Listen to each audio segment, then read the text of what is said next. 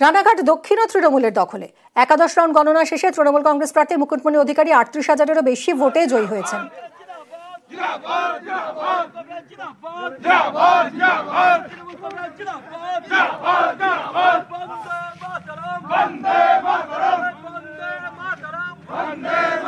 উদ্বাস্তু মতুয়া রাজবংশীদের নাগরিকত্ব কেড়ে নিয়ে সিএ। মতুয়া ভোট এখানে একটা ডিটারমিনিং ফ্যাক্টর। নিঃশর্ত নাগরিকত্ব দিল না, বিজেপিকে ৫-৬বার ভোট দিয়ে জেতানো হলো। বিজেপির বুনিয়াদ তৈরি করলো উদ্বাস্তু রাজবংশী মতুয়ারা। সেই বিজেপি তাদের নাগরিকত্ব কেড়ে নেওয়ার জন্য সিএ করলো এবং রুলস ফ্রেম করলো। তারা মতুয়াদেরকে ব্যবহার করেছে, তারা সমাজকে ব্যবহার করেছে, তারা ভুল তথ্য পরিবেশন করেছে।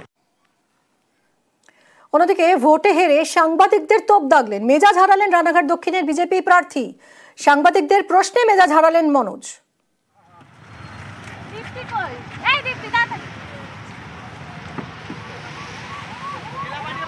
কম সময় এত বড় উলট পালট কি করে হলো?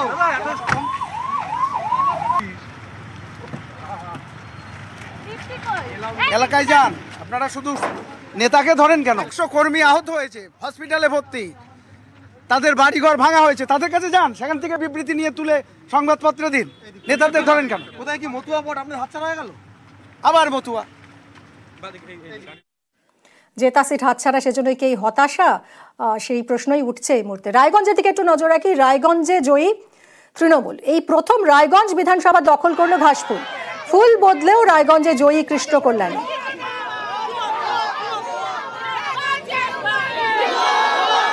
বিজেপি ছাড়ার পর লোকসভা ভোটেও তৃণমূল প্রার্থী করেছিল, জয় আসেনি, কিন্তু এরপর বিধানসভা উপনির্বাচনে ঘাসফুল প্রতীকে জিতলেন কৃষ্ণ কল্যাণী।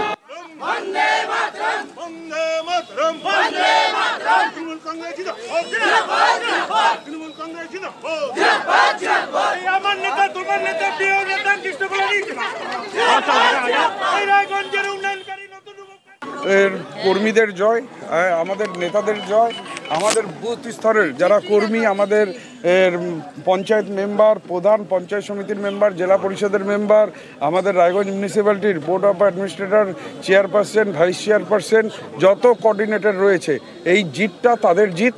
আমি এই জিতটা এদের সবাইকে উৎসর্গ করলাম।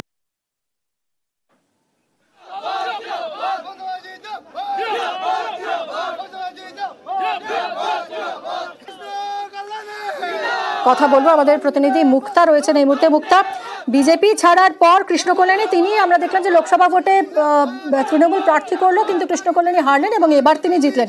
কোন কোন মানে এক মাসেই এই পরিবর্তনটা এলো, কোন কোন ফ্যাক্টর এক্ষেত্রে ঠিক কাজ করলো, কি মনে হচ্ছে? দেখো, তোমাকে বলি যে রায়গঞ্জ বিধানসভায় আমরা দেখেছি লোকসভায় বিজেপির জিত হলেও এবং তৃণমূল কংগ্রেস প্রচুর 47,000 ভোটে মাইনাস ছিল, কিন্তু সবচেয়ে বড় কাজ করেছে যে সাধারণ মানুষকে বোঝানো হয়েছে তৃণমূলের পক্ষ থেকে যে এই ভোটটা শাসক দলকে দিলেই এলাকার উন্নয়ন হবে এবং এই ভোট কিন্তু বিধায়ক যে প্রধানমন্ত্রী হবে না বা মুখ্যমন্ত্রী হবে না, কারণ উন্নয়নের পক্ষে যদি ভোট করে তাহলে এলাকার উন্নয়ন করতে বিধায়কের আরো সুবিধা হবে। সেই কথা কিন্তু তৃণমূল কংগ্রেস কর্মীরা এবং যারা রয়েছে জেলাতে, যারা জেলা নেতৃত্ব সবাই মিলিত হয় কিন্তু এই বাড়ি বাড়ি প্রচার এবং বিভিন্ন সরকারি যে প্রকল্পগুলো দিয়েছে সেই প্রচার, এই জিনিসগুলো সাধারণ মানুষ কিন্তু বুঝতে পেরেছে যে বিজেপি যে প্রার্থী রয়েছে তাকে ভোট দিলে কোনো উন্নয়ন করতে পারবে না, বা কংগ্রেসের প্রার্থী রয়েছিল মহসিন গুপ্ত, সে সেন্ট্রালে কোনো সরকারি নেই বা রাজ্যতেও নেই, তাহলে কাকে ভোট দিতে হবে? তাহলে শাসক দলের পক্ষে ভোট দিলে এলাকায় উন্নয়ন আরো বাড়বে। কারণ রায়গঞ্জ ডেভেলপ হয়েছে, কিন্তু আরো ডেভেলপের স্বার্থে সাধারণ মানুষ কিন্তু একেবারে ভোট দিয়েছে। সেই ভোটে কিন্তু 50,000 প্রথম কাজ কি হবে এই জয়ের পর? কৃষ্ণ কল্যাণী কি বলছেন, প্রথম কি করবেন তিনি?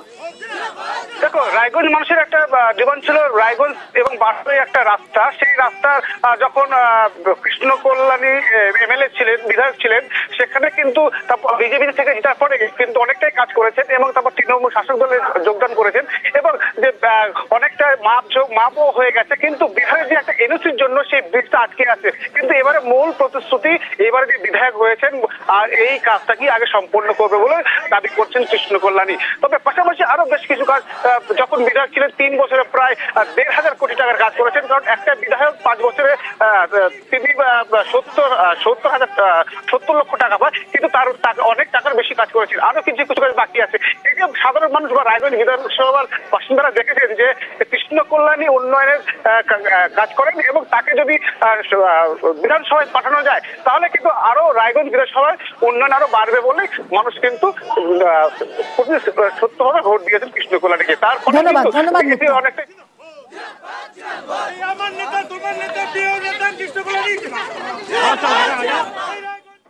আর এবার মতুয়াগড়েও জোড়াফুল। বাগদায় জয়ী তৃণমূলের মধুপর্ণা ঠাকুর। গণনার শুরু থেকেই ফুল বদলের আভাস পাওয়া যাচ্ছিল। ৩৩,০০০-এরও বেশি ভোটে জয় পেয়েছেন তিনি। তৃণমূলের টিকিটে বিধানসভার পথে ঠাকুর বাড়ির মেয়ে। অনিরুদ্ধ আমাদের প্রতিনিধি রয়েছেন। অনিরুদ্ধ, খুব অল্প বয়সেই বিধানসভায় যাচ্ছেন মধুপর্ণা ঠাকুর এবং বিধানসভার সব কনিষ্ঠতম সদস্য হতে চলেছেন তিনি, এবং ঠাকুরবাড়ির একটা পারিবারিক দ্বন্দ্ব ফ্যাক্টর ছিল এক্ষেত্রে। কতটা স্যাটিসফাইড জয়ের পর মধুপর্ণা কি বলছেন? দেখো, তোমাকে জানিয়ে রাখি যে শুধু বয়স কম সেটাই নয়, মধুপর্ণা এ যাবৎকাল পশ্চিমবঙ্গ বিধানসভার সব থেকে কনিষ্ঠতম বিধায়ক হিসাবে বিধানসভায় যাচ্ছে এবং বাগদায় যে মতুয়াগড়, সেই মতুয়াগড় ৮ বছর পরে পুনরুদ্ধার করলো তৃণমূল কংগ্রেস বলা যেতে পারে। এবং এই মতুয়াগড় উদ্ধারের জন্য তৃণমূল কংগ্রেস যে সমস্ত স্ট্র্যাটেজি নিয়েছিল তা যথেষ্ট রকম ফলপ্রসূ হয়েছে বলেও বলা যেতে পারে। কারণ এই মতুয়াগড়েই 2016 সাল থেকে কিন্তু তৃণমূল কংগ্রেস হেরে এসেছে এবং এবার উপনির্বাচনে ঠাকুরবাড়ির সদস্য মধুপর্ণা ঠাকুরকে প্রার্থী করেছিল তৃণমূল কংগ্রেস। তারপরেও পুনরুদ্ধার করলো তৃণমূল, কথা বলা যায়? একদমই তোমার কথা বলা যেতে পারে যে মতুয়াগড় পুনরুদ্ধার করলো তৃণমূল কংগ্রেস। কারণ বাম আমলেও বাগদা বিধানসভা কেন্দ্র কিন্তু তৃণমূল কংগ্রেসের আধিপত্য ছিল এবং সেখান থেকে তৃণমূল কংগ্রেস সরকারে আসার পরেও এখান থেকে মন্ত্রী হয়েছেন উপেন বিশ্বাস। কিন্তু 2016 সালে দেখা গেছে উপেন বিশ্বাস বাগদাতে পরাজিত হন, কিন্তু তারপর থেকেই এই বাগদার যে শক্ত ঘাঁটি তা দুর্বল হতে থাকে তৃণমূল কংগ্রেসের এবং 8 বছর পরে আবারও জেতার স্বাদ পেল বাগদার তৃণমূল কংগ্রেসের কর্মী সমর্থকরা।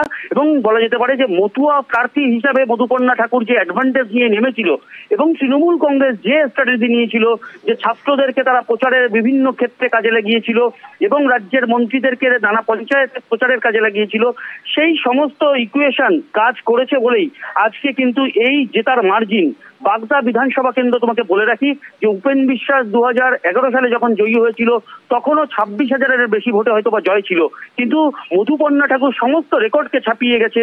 সেখানে 33,455 ভোটে জয়ী হয়েছে মধুপর্ণা ঠাকুর এবং এই মতুয়া ভোট যে বাগদায় ফ্যাক্টর তা প্রমাণিত হয়েছে এবং তৃণমূল কংগ্রেস আমাদের সঙ্গে থাকো, আমরা একবার শুনবো মধুপর্ণা ঠাকুরের বক্তব্য। এই জয়টা আমার নয়, এটা হচ্ছে মমতা ব্যানার্জির জয়, মামাটি মানুষ সরকারের জয়, হরি গুরুচাঁদ ঠাকুরের জয়। প্রথম কাজ হবে বাগদার রাস্তা খুবই খারাপ, লাইটের খুব সমস্যা, তারপর হচ্ছে ব্রিজের খুব সমস্যা, ওটা আমি করতে চাই। দিদির উন্নয়ন দেখে মানুষরা বুঝতে পেরেছে কি দিদিই করতে পারবে, তাছাড়া কোনো বিজেপি কংগ্রেস এখানে আসতে পারবে না। বয়সটা ম্যাটার করে না, ম্যাটার করে হচ্ছে আমি কতটা মানুষের জন্য করতে পারি, মানুষের পাশে কতটা দাঁড়াতে পারি। এটা জাস্ট একটা আশীর্বাদ যখন পেয়েছি, যখন মাঠে নেমেছি, আগেই বলেছি লড়াই তো করতে হবে, এটা তো প্রথম, জাস্ট আগে দেখা যাক কি হয়। বাগদাকে সোনার মতন বাগদা গড়তে পারি। হ্যাঁ, প্রবলেম সলভ কেন কথা হবে না। হাজার অলি আমার দাদা, রক্তের একটা টান আছে, হাজার অলি আমার দাদা, ওনার আশীর্বাদ জন্য আমার উপরে থেকে যায়।